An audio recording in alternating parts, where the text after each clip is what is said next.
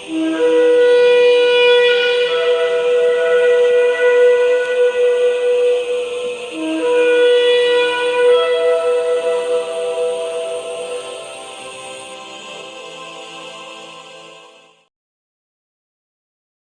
My God, ഈ ലോകത്തിലെ അധികാരികൾക്കു ദൈവത്തിന്റെ വചനവും പ്രവചനങ്ങളും മനസ്സിലാക്കുന്നില്ല.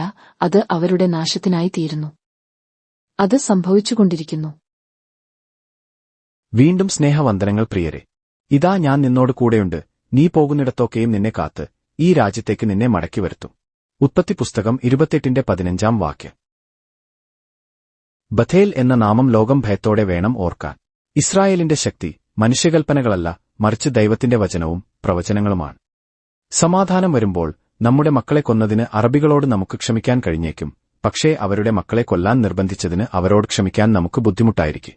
അറബികൾ നമ്മളെ വെറുക്കുന്നതിനേക്കാൾ കൂടുതൽ അവരുടെ കുട്ടികളെ സ്നേഹിക്കുമ്പോൾ സമാധാനം വരും. ഇസ്രായേലി രാഷ്ട്രീയത്തിലെ ഉരുക്കു വനിത എന്നറിയപ്പെടുന്ന ഗോൾഡാ മേയറിന്റെ വാക്കുകളാണ്. യഹോവയായ ദൈവം ഇസ്രായേലിന്റെ സംരക്ഷകനാണെന്ന് ദൈവം നമ്മെ വീണ്ടും വീണ്ടും ഓർമ്മിപ്പിക്കുന്നു. അതുകൊണ്ട് മനുഷ്യർ പക്ഷം പിടിക്കുന്നതിന് ഇവിടെ ഒരു പ്രശസ്തിയുമില്ല. സത്യവും നന്മയും ആഗ്രഹിക്കുന്നവർ ഇസ്രയേലിനൊപ്പം നിൽക്കും. അതാകുന്നു ദൈവത്തിന്റെ പക്ഷം. അതുകൊണ്ട് ഇസ്രയേൽ ഒറ്റപ്പെട്ടുപോയി എന്ന് മാധ്യമങ്ങൾ കരയേണ്ട. സക്കറിയ പ്രവചനം 12:1 മുതൽ 6 വരെയുള്ള വാക്യങ്ങളിൽ നിന്നും. ഈ കാലഘട്ടത്തിൽ മെഡലിസ്റ്റിൽ സംഭവിച്ചുകൊണ്ടിരിക്കുന്ന എല്ലാ അതിക്രമങ്ങളുടെയും പര്യവസാനം എന്താണെന്ന് വിചിന്തനം ചെയ്യുവാൻ ഈ പ്രവചനങ്ങൾ നമ്മെ സഹായിക്കും. ഞാൻ യെരൂശലേമിനെ ചുറ്റുമുള്ള സകലജാതികൾക്കും ഒരു പരിഭ്രമപാത്രമാക്കും. യെരൂശലേമിന്റെ നിരയാതിങ്കലിൽ അത് യഹൂദയ്ക്കും വരും. അന്നാളിൽ ഞാൻ യെരൂശലേമിനെ സകലജാതികൾക്കും ഭാരമുള്ള കല്ലാക്കി വയ്ക്കും.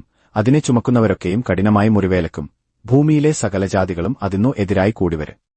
അന്നാളിൽ ഞാൻ ഏതു കുതിരയെയും സ്തംഭനം കൊണ്ടും പുറത്തു കയറിയവനെ ഭ്രാന്തുകൊണ്ടും ബാധിക്കും. യഹൂദാഗൃഹത്തിന്മേൽ ഞാൻ കണ്ണു തുറക്കുകയും ജാതികളുടെ ഏതു കുതിരയെയും അന്ധത പിടിപ്പിക്കുകയും ചെയ്യുമെന്ന് കർത്താവിന്റെ അരുളപ്പാട്.